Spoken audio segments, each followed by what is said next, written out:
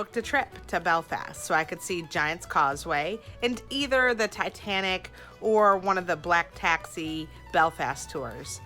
You don't have to choose until you get there, so got on the bus. And again, this is going back a few years ago now. There was a young couple here who fell madly in love, and they always say you can't help who you fall in love with. Fair comment? Yes, of course it is. Anyway, fair play to them. The two of them fell madly in love and got married.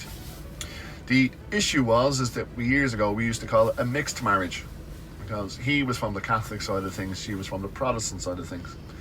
But however, it didn't stop them, and fair play to them. They went off and got married, and they decided to open up this bar together. When you get to Giant's Causeway, it is really one of the natural wonders of the world. Huge cliffs, lots and lots of Ireland has really huge cliffs, but they had huge cliffs here, and you get to walk down this long winding path. If you don't want to walk, you can take the bus, but I highly recommend walking. Really, almost anybody can do it unless you're in a wheelchair, and even then, if you can have somebody help you, it's well worth it. If you go with one of the guides that's there, it's kind of a newer program for them.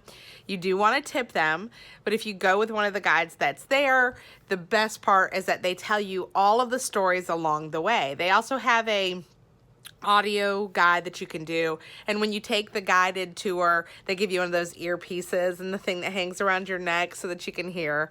So much better to have it. You can always hear if you walk a little faster or a little slower than everybody else. But really great. The person that we went with knew all about the plants and told us really neat stories and about this little itty bitty snail that only lives literally right there on those beaches. So it is a wonderful, wonderful trip down.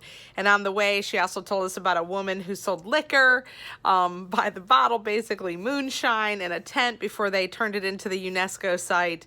And the law enforcement came up to her one day and said, look, you can't sell liquor. You don't have a license. She said, I'm not selling liquor. I'm selling water, and I'm giving liquor away for free. And they let her pass because they thought that was really creative. And I would say that for me, represents most of the Irish spirit. Really great, creative, smiling, fun people who are so welcoming. I did not have a bad experience while I was in Ireland. The best part about Giant's Causeway, of course, is the causeway itself. The hexagonal basalt columns that you get to climb all over and spend your time with. On a tour, you get very little time, not a lot of time there. So if you decide to go on your own, which might be a great thing for you if you have kids or maybe you're more adventurous, then definitely do that. Spend as much time as you can there. We had a very limited amount of time there, at least limited to me, but we did get to hear the story. So the story that they tell up there, you're going to see a link in the bottom of this video, and I'm also going to share on my Facebook page a video of just this really great Irish storyteller that I found on YouTube. It tells the story a little better even than they told us at the site about Finn McCool and Ben O'Donnell. Ben O'Donnell, of course, the Scottish giant, Finn McCool, the Irish giant, and how they built this causeway so they could meet up and basically fight it out. I loved the story of this when I was there. I loved hearing about how Finn McCool, getting a little nervous, went and dressed up like a baby and hid. And when Ben O'Donnell found him, he was like, oh, he ran away because he got so scared at this large baby. He didn't want to see how big the daddy had gotten. And I just love that. So really great story. The other interesting thing that happened while I was there is that people from Scotland who had visited the Scottish side of the Giant's Causeway actually heard the story backwards, and that it was Finn McCool that ran away. So just really cute local lore about how it was created, and I highly recommend it. While you're there, you also get to eat lunch. Our bus driver recommended the Nook, and I was the only one who took him up on that, because you can eat inside the tourist center there at the Giant's Causeway. Really gorgeous architecture and everything else. But I went into the Nook, which is this little local pub, food chowder, and had this amazing seafood chowder. If you go to Ireland, Eat the seafood chowder everywhere you go. It's amazing. They give you this Irish soda bread or this Irish brown bread or whatever the heck they make it out of. And you get bread, butter, and seafood chowder, and it's cold and it's rainy there. So it is the perfect meal every time you get it. Literally every time, but especially at the Nook. Yay, Nook. Such a cute, quaint place to eat. Highly recommend it. After Giant's Causeway, you hop back on the bus for this tour and you go either to the Titanic exhibit or to the Black Taxi cultural tour on the Troubles. Well, I hate that I missed the Titanic exhibit because I hear it's amazing, but I had to do this local tour. It was really what our bus driver recommended, and it just seemed to me, I went for local culture, and that's what I wanted to see, and that's what I got. I'm always trying to figure out on my travels, what can I bring home with me? What can I learn here? Why did I come, right?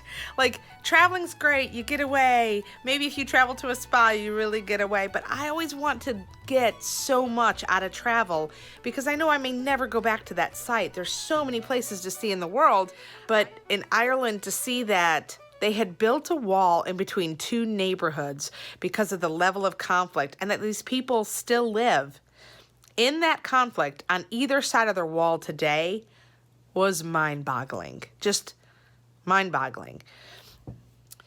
When I think about my practice and my clients who come in and they are in that level of conflict, sometimes life or death conflict, sometimes just really scary ongoing conflict. How do we either put up the wall for their safety or tear down the wall and rebuild those relationships? First, we started off in this neighborhood, and you could see these wonderful, interesting murals. We started off in this neighborhood where it started off talking about that there was a battalion or a group here, which blew my mind. I didn't really think about military issues or safety before I went there. I definitely started thinking about it the moment I saw that wall. And then the rest of the murals in this one neighborhood, like a housing neighborhood. Like you drive down the street where your home is and you are in a hostile, very politicized, potentially militaristic area. Not a military base, your neighborhood. And saw these murals that blew my mind. I mean, really, really politicized, really, really, very propagandistic. Most of our security forces were from a Protestant background, so they already had to be seen able and capable of protecting their communities, and that's why these guys were all executed over a period of time. See the name of the fry bottom right there, McCaig? Yeah.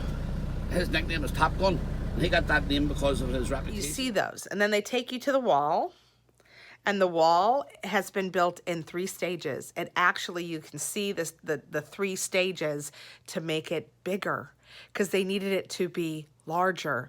You drive through gates that are, they still close to this day. One closes at 7, another closes at 11 p.m. They are not open at night. You cannot get around them. And literally right on the other side, across the street, is the other neighborhood and the other set of churches and the other combatants in this conflict. Apparently building these huge bonfires and celebrating on your conflict day, sort of like our July 4th, but for each of these sides, they each have a day that's very emblematic to them. And when I say huge, I mean big. He was talking about a bonfire, and I was thinking, oh, maybe 3-4 feet tall. They literally take pallets and pile them and pile them and pile them and paint them. And look how high they get. This is the one that I saw. They were in process. This is the end result. And they burn these. I don't even know where I would be when that was happening. I would probably be taking my holiday. You can see on the other side of this wall how people had to protect their homes. So not only the wall, but also these cages. Wow. Imagine, say, you Google this here later on, Causeway Street, and this whole neighbourhood was all burnt to the ground. Look, you see the no plants on the housing? Is that burnt to the ground, you said? All burnt to the ground, yeah. Wow. In 69, and that was the start of the conflict. So it was, these are houses that were protected with cage fencing when people were throwing petrol bombs and fire bombs, etc. over the period of trouble. It really blows my mind. So you'll see me here standing in front of one of the murals. They kept wanting to take my picture in front of the murals, and I didn't know how to look or act or think or behave because I was so underprepared for how large the problem still is today. And really what the problem was, I had done no research. I hadn't watched the first documentary. They gave us a list of documentaries to watch. Super interesting, our cab driver was. Really great guy, really great tour guide. When I got back, I thought more about perspective. How do we each look at conflict? In Ireland, at the Giant's Causeway, they looked at conflict from the concept of, hey, we have this giant here who's going to go fight the Scottish over there, and the Scottish just flipped around who won. How do you get to conflict resolution if you're so stuck in ideology? Really interesting to think about on both a grand scale and a micro scale. I also signed the wall. I wrote on there that I hope the wall comes down. When they're ready for that wall to come down, I wish them peace. You know, I'm signing along with presidents and world leaders and every other day people who are wishing them peace. So I'm going to leave you with the question of how do we bring down the walls? How do we make that process easier for people who are in conflict? And it's a question I left Belfast and Ireland asking myself. How do we bring down the walls? Going to Belfast made me think a lot about conflict resolution. It wasn't just about the wall and how sad being at the wall made me. I also thought about a lot of times we have to put up a wall in cases where somebody's behavior is so egregious that you can't even live in your home. You have to put a cage on your home in a sense. But there are so many other cases where the wall has been built over time and those walls have to come down. And a lot of times our jobs as attorneys are to get in there and start helping our clients pull down the wall. I hope you have boundaries where you need them. I hope you tear down the walls where you don't. And if you need help with any of that, give us a call. Hit subscribe, like my video, and stay tuned. Thanks.